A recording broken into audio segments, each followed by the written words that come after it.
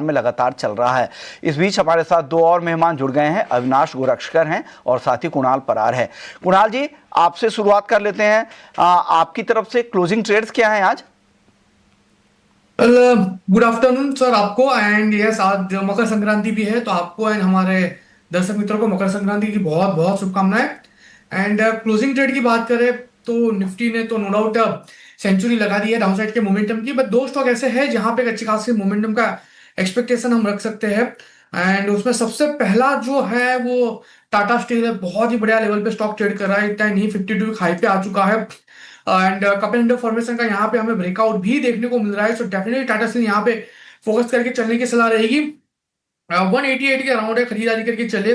Lower level पे हमारा जो एसएल आएगा 177 का होगा। एसएल थोड़ा नीचे है, 4.5-5% है, लेकिन टारगेट अच्छे खासे देखने को मिल सकता है। पहला टारगेट 197 का है, एक इमीडिएट हिडन हर्डल है 197। जैसे वो ब्रेक होगा आपको 210 तक के टारगेट देखने को मिल सकते हैं, यानी तकरीबन तकरीबन 11 से 12% की रैली आपको ये स्टॉक दिखा सकता है। तो टाटा स्टील यहाँ पे खरीदारी करके चलिए।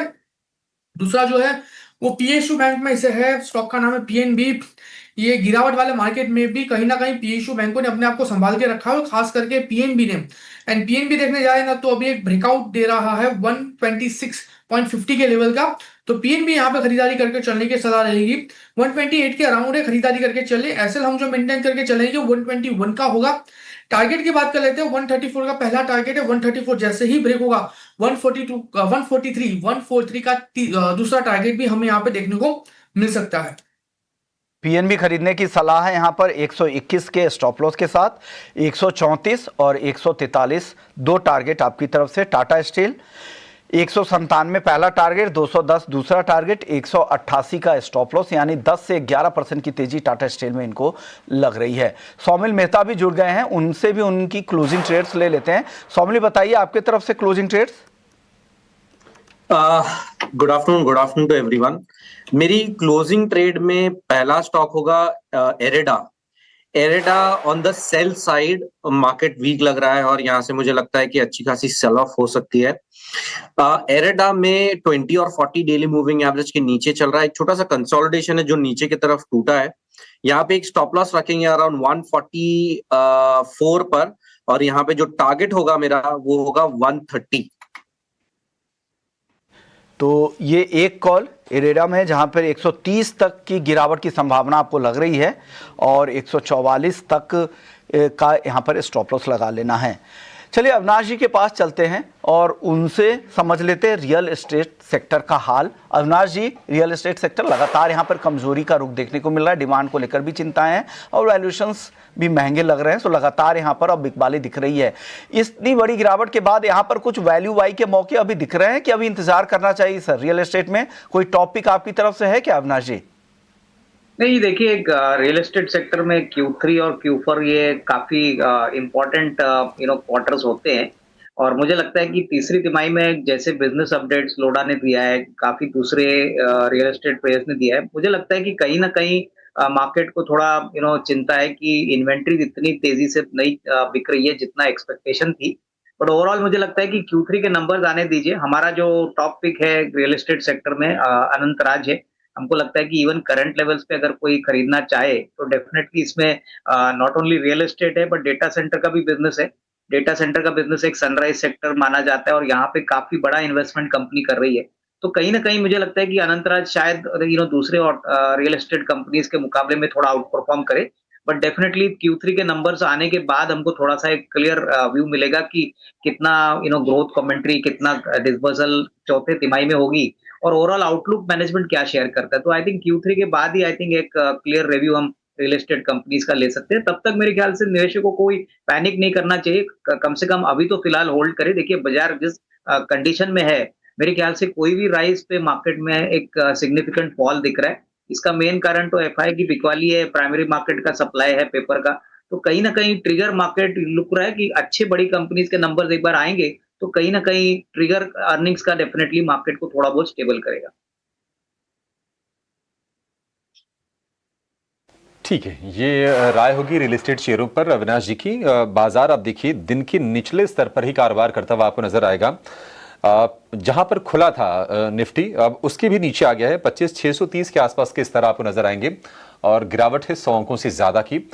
और निफ्टी बैंक भी लाल निशान में फिसलता हुआ आपको नजर आएगा, करीब 50 अंकों के आसपास की नरमी है। और एडवांस डिक्लाइन का रेशियो भी अगर आप देखेंगे तो जो अभी थोड़ी देर पहले, अभी करीब 20-25 मिनट पहले जो बराबरी का मामला था, अब टिल्ट है गिरने वाले शेयरों की तरफ ज्यादा।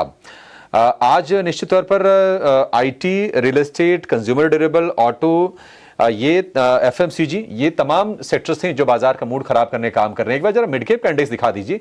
मिड कैप इंडेक्स में जो लोअर लेवल से लगभग 400-450 पॉइंट के आसपास की रिकवरी आई थी, वो रिकवरी भी पूरी की पूरी तरह से गायब होती दिखाई देगी। और मिड कैप इंडेक्स भी है इस वक्त सपाट आपको नजर आएगा।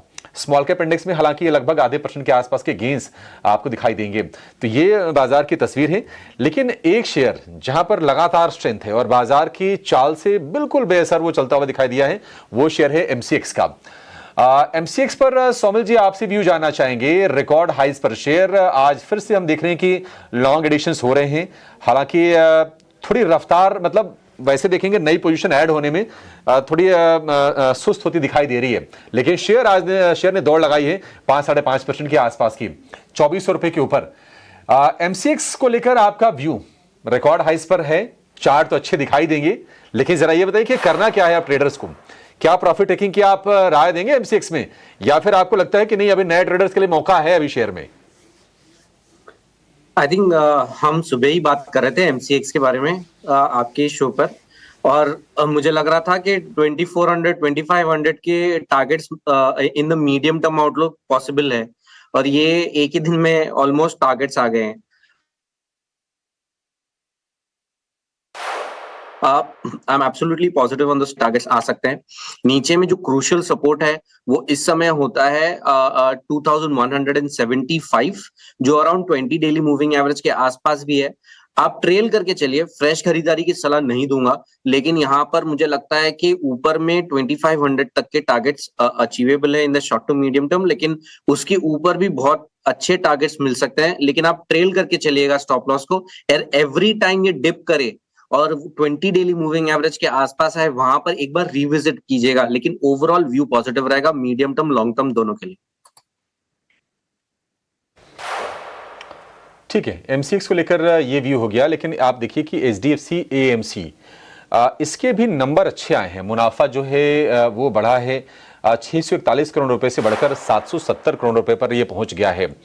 यानी कि जो प्रीवियस क्वार्टर में, यानी कि क्वार्टर 2 में जो प्रॉफिट का फिगर आया था 718 करोड़ रुपए का, उसके मुकाबले भी ये बेहतर नंबर एचडीएफसी एएमसी ने रिपोर्ट किए हैं। और देखिए क्या है कि एएमसीज को लेकर, म्यूचुअल फंड्स को लेकर थोड़ा सा ना कन्विक्शन लोगों का मजबूत होता हुआ इसलिए भी दिखाई दिया है क्योंकि एफएनओ में लोगों ने बहुत हाथ जलाए हैं।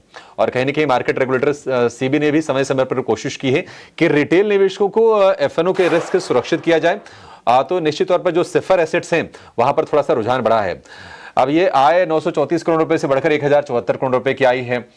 प्रॉफिट भी ठीक ठाक निकल के आई है। तो ये दोनों फ्रंट पर नंबर्स फिलहाल अच्छे हैं। देखते हैं कि मार्जिन वगैरह के फिगर्स कैसे रिपोर्ट करती है एचडीएफसी एएमसी।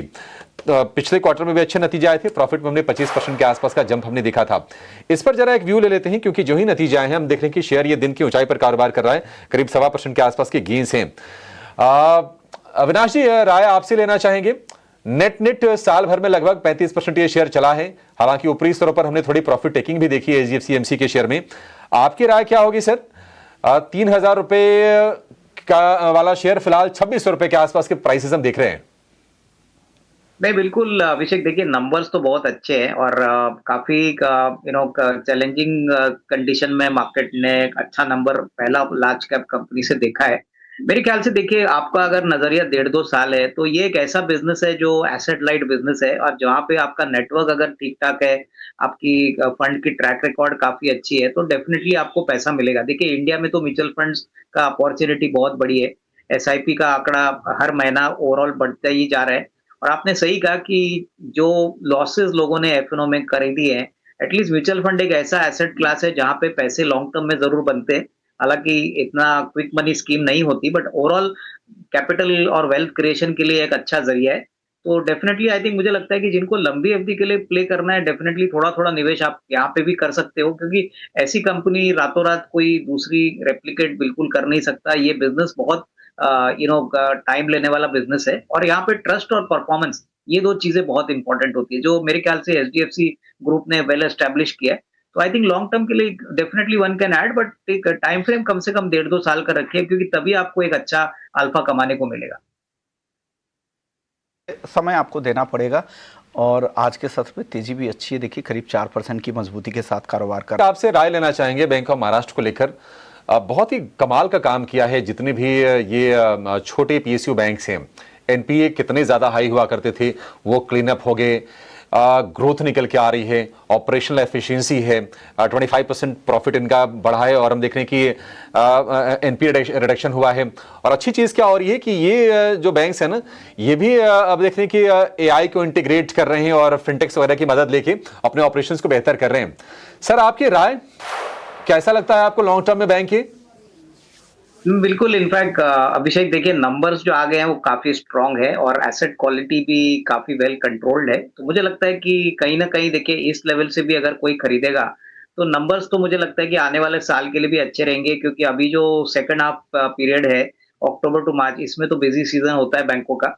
लग तो रहा है कि कंजम्पशन अगर बढ़ता है तो ये बैंकों को भी डेफिनेटली इसका बेनिफिट मिलना चाहिए। तो डेफिनेटली छोटे बैंकों में जो सरकारी बैंक आप कह रहे थे, इसमें डेफिनेटली एक अच्छा परफॉर्मर है।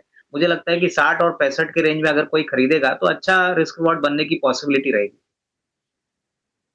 यहाँ पर बैंक ऑफ महाराष्ट्र को लेकर नजर आ रही है। चलिए कुछ और स्टॉक्स देखते हैं जहाँ पर आज कमजोरी ज़्यादा दिख रही है। टाटा एलेक्सी, मॉर्निंग में भी हम बात कर रहे थे और उस समय भी हमने कहा था कि काफ़ी ज़्यादा शॉर्ट्स बिल्ड हो रहे हैं यहाँ पर, और अब देखिए उस समय 2% से भी कम की गिरावट थी, अब 5% की गिरावट दिख रही है। सौमिल जी, क्या ये और गिरावट दिख रही है आपको टाटा एलेक्सी में? यहाँ से 5% टूट गया है। गैलेक्सी में अभी भी और भी गिरावट है, बिकॉज अभी जो रेजिस्टेंस लिया है 200 डेली एक्सपोनेंशियल मूविंग एवरेज पे, वो बहुत समय से ये स्टॉक ये रेजिस्टेंस फेस कर रहा है। प्रॉब्ली इनफैक्ट फ्रॉम अक्टूबर 2024 से 200 डेली मूविंग एवरेज का ये जो रेजिस्टेंस है वो बहुत ही इंपॉर्टेंट रेजिस्टेंस है फॉर टाटा एलेक्सी, और उसके ऊपर वो सस्टेन नहीं कर पाया है। The next level on the down side would be 5175। ये लेवल मुझे लगता है कि अचीवेबल है in the short to medium term outlook. उस लेवल पर आकर फिर से एक बार रिविजिट करेंगे कि लेकिन इस समय व्यू नेगेटिव रहेगा इन the short term medium term both. ये राय है टाटा एलेक्सी को लेकर। लेकिन चलिए, आज मकर संक्रांति है तो सारे दर्शकों को उसकी शुभकामनाएं भी हम देना नतीजे आते हैं, लेकिन उससे पहले अविनाश जी से भी एक राय ले लेते हैं। अविनाश जी, आपका नजरिया क्या है आईटी कंपनियों को लेकर? हालांकि थर्ड क्वार्टर आमतौर पे माना जाता है कि लीन पीरियड होता है, क्योंकि छुट्टियों के सीजन की वजह से यहाँ पर उस तरह के उत्साहजनक नतीजों की उम्मीद नहीं रखी जाती है। क्या लग रहा है, इन्फोसिस को लेकर क्या उम्मीदें हैं और इन्वेस्टर्स को क्या सलाह है आपकी तरफ से? नहीं, मेरे ख्याल से विश्वभर नंबर्स इनलाइन रहेंगे। कोई बड़ा पॉजिटिव सरप्राइज या कोई बड़ा रीरेटिंग रिजल्ट्स के बाद आएगा ऐसा लगता नहीं है, क्योंकि देखिए टीसीएस और एचसीएल टेक के नतीजे अगर हम देखें तो मोरलेस इन लाइन थे। नेट प्रॉफिट थोड़ा सा कम था, क्योंकि इस बार लेबर कोड के हिसाब से जो एक्स्ट्राऑर्डिनरी प्रोविजंस करने पड़े उससे इनकी प्रॉफिट थोड़ी सी कम हो गई। लेकिन ओवरऑल मुझे लगता है कि जो आईटी कंपनीज में जो मार्च का क्वार्टर रहेगा वो इम्पोर्टेंट रहेगा, क्योंकि मार्केट एज्यूम कर रहा है कि इंडिया यूएस ट्रेड डील बनेगा, उसके बाद काफी यूएस में जो ऑर्डर्स पाइपलाइन है वो जो अटके हुए हैं वो क्रिस्टलाइज होगा, और ग्रोथ मोमेंटम मेरे ख्याल से मार्च अप्रैल के बाद होपफुली देखने को मिलेगा। अभी तो मेरे ख्याल से ये सारे स्टॉक साइडवेज चलेंगे। रिजल्ट्स का मुझे नहीं लगता है कोई बड़ा असर इनके प्राइस पे इमीडिएटली नियर टर्म में आएगा। हालांकि कमेंट्री मेरे ख्याल से इनलाइन रहेगी जैसे टीसीएस ने कहा है, बट ओवरऑल आई थिंक यहाँ पे अगर किसी को खरीदना है तो कम से कम 6-12 मंथ्स का नजरिया रखें, क्योंकि अभी वैल्यूएशंस अपने इन्वेस्टर्स को समझना चाहिए कि उनके कंफर्ट में जब री रेटिंग होगी तभी अच्छा बाउंस मिल सकता है। ओके, तो री रेटिंग होगी तो अच्छा बाउंस बैक मिल सकता है। इनलाइन नतीजों की उम्मीद है। इन्फोसिस को लेकर आपके लिए ये राय, फंडामेंटल नजरिया एक मिल गया है। अच्छा, कमाल की बल्लेबाजी हुई है। अविनाश सर, आपसे जानना चाहेंगे, बाजार में भी ऐसे कई सारे विराट कोहली हैं जिनसे उम्मीदें काफी ज्यादा होती है, परफॉर्मेंस निकल के कई बार आ नहीं पाती है तो आलोचना के शिकार भी होते हैं। क्या आपको लगता है कि ट्रेंट ऐसा ही एक खिलाड़ी है, विराट कोहली जैसा, उम्मीदों का बोझ बहुत ज्यादा है और परफॉर्मेंस निकल के आई नहीं? आगे कैसे आप देख रहे हैं शेयर के भविष्य को?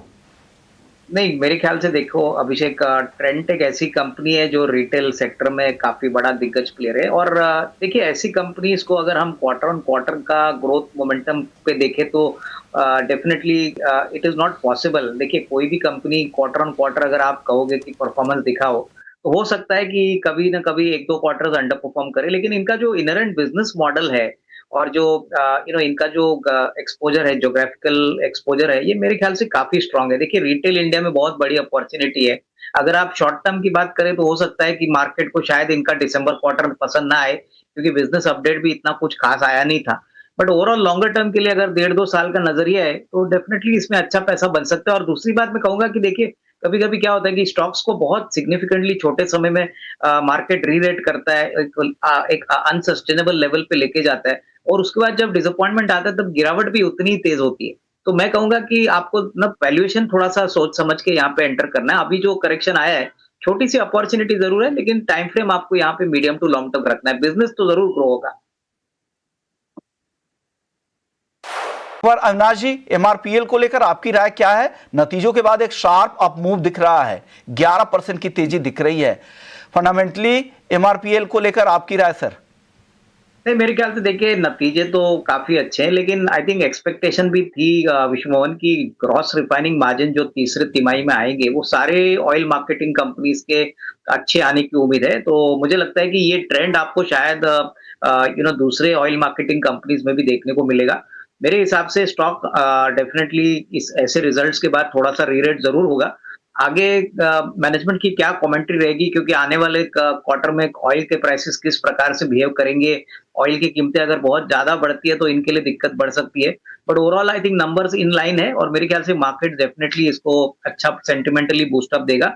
10-11% का अपमूव है, मेरे ख्याल से शायद फ्राइडे को भी स्टॉक ऊपर ही रहना चाहिए। उसके बाद जब कमेंट्री और कॉन्फ्रेंस कॉल होगा उसके बाद फ्रेश रिव्यू लेंगे। ओके, तो मार्जिन के नंबर भी आ गए, वो भी काफी स्ट्रांग दिख रहे हैं। इविटा काफी, ऑपरेशनल परफॉर्मेंस काफी अच्छा दिख रहा है। मुनाफे में तो डबल से ज्यादा की ग्रोथ दिख रही है और स्टॉक 11% ऊपर है। हालांकि उम्मीद भी इस तरह की थी जैसा अविनाश जी कह रहे थे। डेल्टा कॉर्प आज सुबह के सत्र में हम देख रहे थे और ऐसा लगा कि डेल्टा कॉर्प शायद संभलने के लिए तैयार है, और आज थोड़े से ना वोलेटाइल मार्केट में भी लगभग 5% के आसपास की तेजी रही। अविनाश सर, आपका व्यू डेल्टा कॉर्प को लेकर? काफी ज्यादा हमने देखा कि रेगुलेटरी चैलेंजेस रहे हैं, कारोबार को लेकर सवाल खड़े हुए, शेयर बहुत ज्यादा पिटा। अब लगता है आपको कि कोई वैल्यू है इसमें, या फिर कंपनी के लॉन्ग टर्म स्ट्रेटजी में कोई आपको ऐसी सिल्वर लाइनिंग जो दिख रही हो?